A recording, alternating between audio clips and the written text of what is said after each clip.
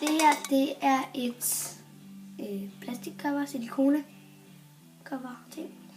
Og det forestiller et klaver, hvis I ikke lige har lagt mærke til det. Og det er købt i glitter.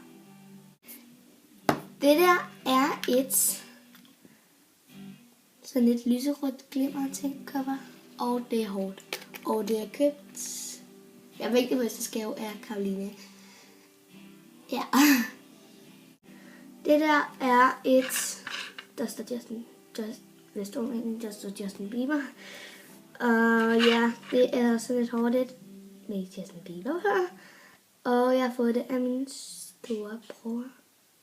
Det der, det er sådan et cover, der er købt i Fugl, og det er med sådan nogle blomster på. Det der, det er et kreditkort. Nej, det er et cover, og det er også silikone og sådan noget. Og det har jeg fået af Karoline, og det er bare nice. Det her, det er sådan et kassettebånd, og ja, jeg synes ikke, det er så pænt, det er pænt her, men når man har iPhone, så er det fint. Og det er fordi, at man kan se lidt af One der, iPhone, og noget af æblet der, så det er ret grimt. Det her, er sådan et hårdt med Justin Bieber, og så står der Believe dernede. Lækkert. Det er et, jeg kunne forestille en kat med ørerne der. Og det er pink, og ja, det er købt i H&M.